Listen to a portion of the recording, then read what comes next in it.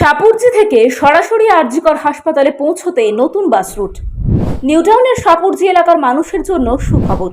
এবার একটিমাত্র বাসে সরাসরি পৌঁছে যাওয়া যাবে কলকাতার অন্যতম বৃহৎ সরকারি হাসপাতাল আরজিকরে। এই নতুন বাস পরিষেবা শুরু হওয়ায় সাপুরজি এবং আশেপাশের এলাকার মানুষের যাতায়াত হবে অনেক সহজ এবং সাশ্রয়ী। নতুন বাস রুটটি সাপুরজি থেকে শুরু হয়ে Unitech, Alia, eco express, eco park, Chinar park, Baguiati, Ultadanga এবং শ্যামবাজার হয়ে কলকাতা স্টেশন পর্যন্ত যাবে। সাপুরজিতে আবারও নতুন বাস রুট উদ্বোধন করলেন, আপনারা কি বলবেন?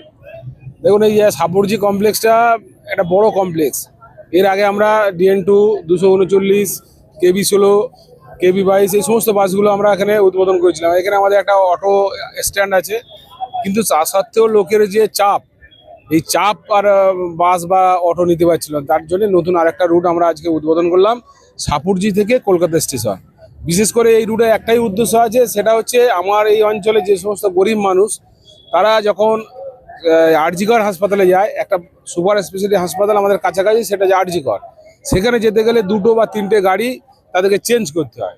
সেক্ষেত্রে আমাদের একটাই সুবিধা হলো, এই গরিব মানুষগুলো তারা একটা গাড়িতে এখানে বসবে এবং কলকাতা স্টেশন থেকে আরজিকর হাসপাতালে যেতে পারবে। এটা আমাদের বড় একটা উদ্দেশ্য ছিল, সেটা আমরা আজকে সফল করেছি। এতদিন এই এলাকার বাসিন্দাদের আরজিকর হাসপাতালে পৌঁছানোর সরাসরি কোনো বাস রুট ছিল না। বিশেষ করে গরিব এবং পিছিয়ে পড়া মানুষের চিকিৎসার জন্য সমস্যায় পড়তেন তারা। এবার এই পরিষেবা তাদের জন্য বড় সুবিধে বয়ে আনবে। ভাবনা হচ্ছে, এলাকার মানুষের দীর্ঘদিনের দাবি ছিল এটা, যেটা বিশেষ করে ইকো পার্কের পর থেকে চিনার পার্কের পর থেকে সব চলে যায় দক্ষিণেশ্বর। অ্যাকচুয়ালি যে নার্সিংহোম সাইড, যেটা কেষ্টপুর, বাগুইয়াটি, এই চত্বরটা কোনো পরিষেবা এতদিন ছিল না, এত পরিষেবার মধ্যে দিয়েও। তো এটা এই মান্যতা গভর্নমেন্ট মেনে নিয়েছে, তারা দেখেছে এই পরিষেবাটা দরকার ছিল, গভর্নমেন্ট দিয়েছে, আমরা কৃতজ্ঞ গভর্নমেন্টের কাছে। আর আমরা প্রথম পর্যায়ে 6টি বাস পরিষেবা শুরু হলেও রোড বিভাগের চেয়ারম্যান জানিয়েছেন ভবিষ্যতে বাসের সংখ্যা বাড়িয়ে 22টি করা হবে। নতুন এই পরিষেবার উদ্বোধন করেন নিউটাউন বিধানসভার বিধায়ক তাপস চ্যাটার্জি।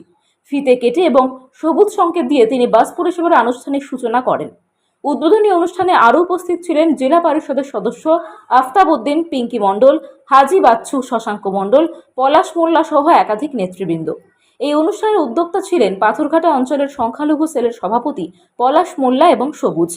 এই নতুন বাস পরিষেবা যেমন সাপুরজি এবং আশেপাশের এলাকার মানুষের জীবনে স্বস্তি নিয়ে আসবে, তেমনি শহরের স্বাস্থ্য পরিষেবার সঙ্গে সংযুক্তিকরণে এক গুরুত্বপূর্ণ পদক্ষেপ হিসেবে বিবেচিত হবে। ভাবনা বলতে রাজার নিউটাউনের মানুষের পরিষেবা দেওয়ার জন্য একটা ভালো মুখ্য আর কি আমরা কাজ করেছি, যাতে মানুষ সুস্থভাবে পরিষেবাটা পায়। যেহেতু আমাদের সাপুরজি থেকে এই লাগোয়া রুট ছিল না, এটা অনেক দিনের মানুষের দাবি, সেই দাবিটা আমাদের পূরণ করেছে যাতে যাত্রীরা পরিষেবা পায়। সেই বাস কোথা থেকে কোথায় যাবে? বাস যাবে কলকাতা থেকে, সাপুরজি থেকে কলকাতা স্টেশন, বাগুইয়াটি, চিনার পার্ক ভাড়া হয়ে যাবে।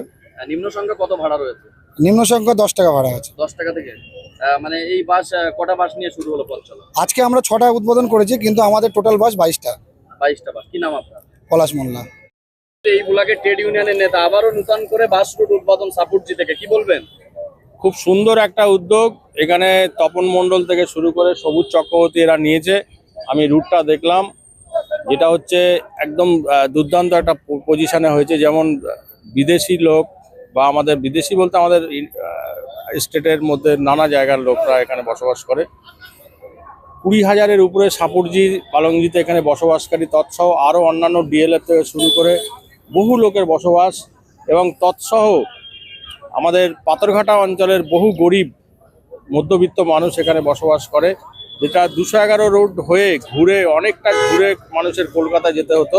সেই পরিষেবাটা এমন সুন্দর একটা পরিষেবা, বাস পরিষেবা হয়েছে।